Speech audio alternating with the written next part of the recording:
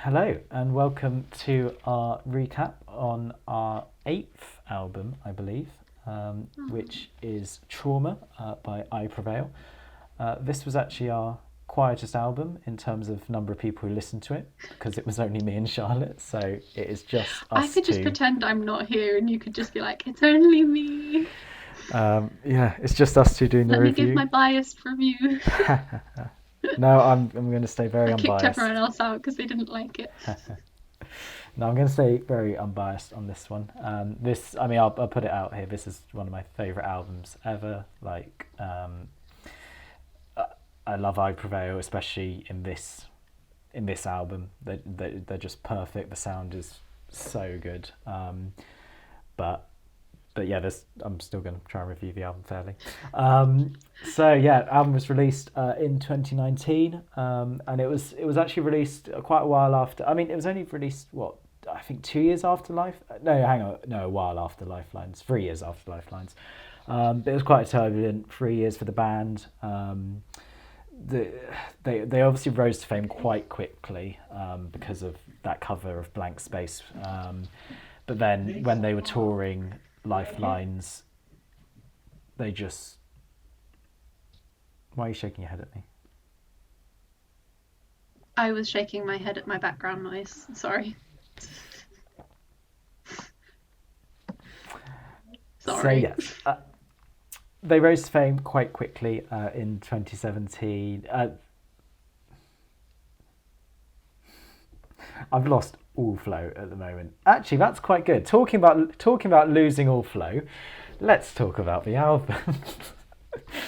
No, so they did have a turbulent 3 years kind of producing this album.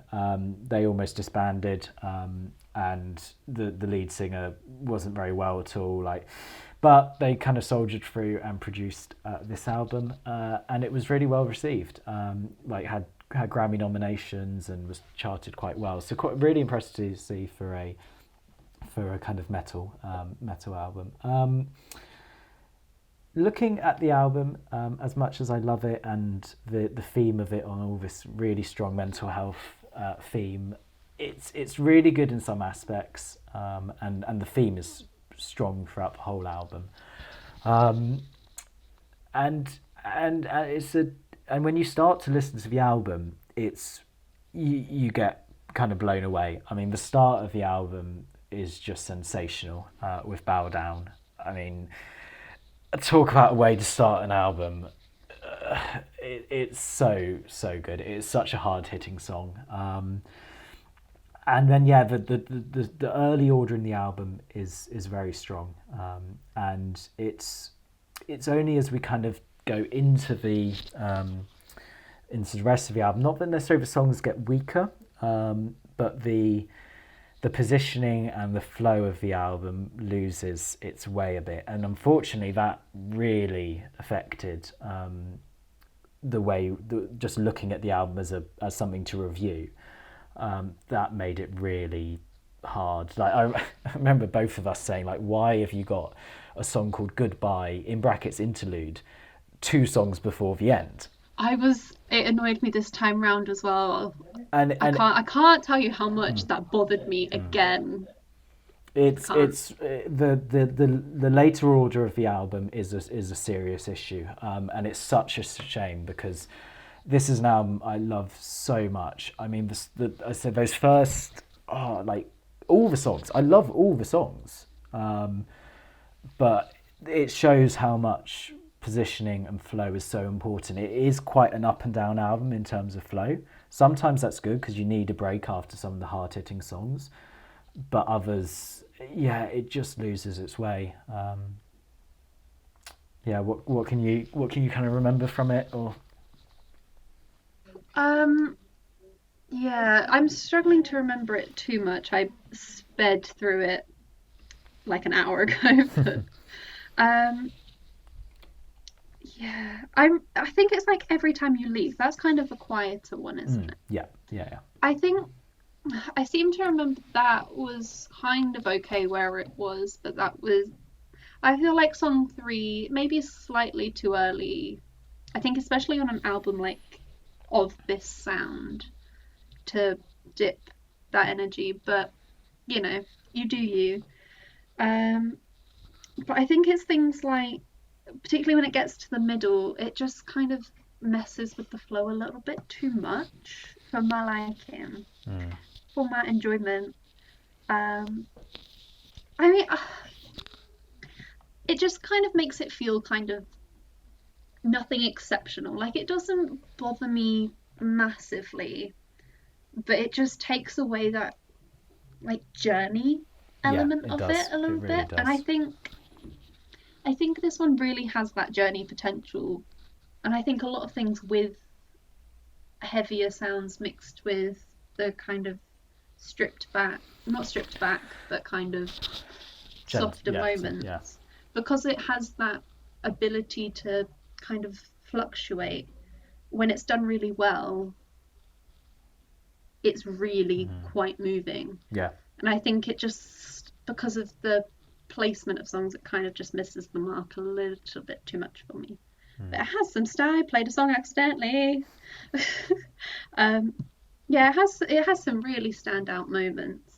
Oh, I mean, yeah, you look at it yeah. and the track list is fantastic. I mean, and I think there is that, yeah, I mean, we'll talk about flow a lot in this little recap, and flow and positioning, and but yeah, the songs and the quality of what they've got is brilliant. I mean, you look at later order songs, you've got Hurricane, you've got Gasoline, DOA, Deadweight, and even like the softer songs as well, Let Me Be Sad Low, they're all really good songs. Mm. In comparison to the ones at the front of the album, and it's such a shame, because, as you say, you could be taken on a journey here, especially with the variety of sound they've got, and they do. I mean, the variety is really good. Like, Mm. it's such a good variety, and they've kind of got this sound which they're working with throughout the album. It's literally all comes down to the positioning of what ruins, or that's a bit harsh, but It's, what affects this album. I think the worst example of it is Deadweight coming after Goodbye Interlude. It's like, as you were saying, that is one of the standout songs. But because it's come after what I thought was the end, I'm like, I don't want to listen to you now. You, I'm like, I'm over this journey. I've accepted the fact that the journey is over, but it's not over. I'm yeah, like, yeah. it's confusing. And it's quite frustrating at times. Like, yeah, like, by all means, save a heavy song till the end. Mm. Like, that works. But just, yeah, the way it is. And actually, Mm. you saying about every time you leave, I never really thought about that, but that does. I do Yeah, agree now. It's like, it actually, I just don't felt. think you should be there. I think you should be a bit later. Yeah, I think it was more of a flow thing for me because I don't think it quite matches up quite too well. This is me saying I think a lot because the details are kind of foggy. But I just want to make that very clear. But I feel like Bow Down and Paranoid work really well Yeah, together. yeah, they And do. then it's just that too much of a change and a little bit too soon. Yeah. Like the sound has just been established and I'm vibing with it. But and this is coming from someone who really likes these kind of, I don't want to say break songs. I'm not necessarily. Would you say it's a break song? I don't know. No, But I probably like the not. But softer it's, yeah, sound. it is a I more like it. relaxed song. Yeah. Yeah, I like the relax. So I just want to not think, oh, that's a little bit iffy there, because I think they are such moments in albums of this sound that it's really important where Yeah. you place Yeah. Yeah. them because it has the power to disrupt what you're doing Yeah. or enhance what you're doing. Yeah. Yeah. Exactly. And yeah, before we move kind of over and look at our ratings, again, this is yeah, the literally the only criticism of this album is this positioning and the flow. Like, the quality of the songs, and I cannot stress Mm. this enough, is so good. The variation in the songs is so good. I mean, we think of all the little bits they do in each of their songs. I mean, Bow Down, just pure power. Paranoid then kind of takes it a step down. You have Every Time You Leave being, as you said, a bit different, a bit softer. Rise Above It, Breaking Down, DOA, they all introduce these new sounds, and then you have some I mean, probably their heaviest song, Gasoline, and then like absolute bangers like Hurricane. Like they do so many, so much good in this album, so much good. But it is kind of almost amazing how much goes wrong because of the flow. Yeah, I feel like I remember when we did this, you had like you were saying, I'm gonna write post-it notes and I'm gonna put them in a Oh, different I order was and gonna I'm say gonna yeah, do this better. yeah, and I think I did at the time. I I feel think like you did eventually do it or I something. think I did work out an order which seemed to work, and it's been a couple. I've done this for a few albums. Where I'm like, oh, what would Yeah. it sound like if this went here and stuff. And I think this was one which really needed that reshuffle in it just Mm. to try and bring it together. Anyway, saying that, what this all means in terms of our ratings, I, I stick by this album still being a really good album, but the flow is an issue, and I think that means it's an 8 for me. It it's yeah, as an 8, it's, and as we've already said in this in the recap, the reason why it's an 8 and not hit harder because of the flow is because of just the quality of it.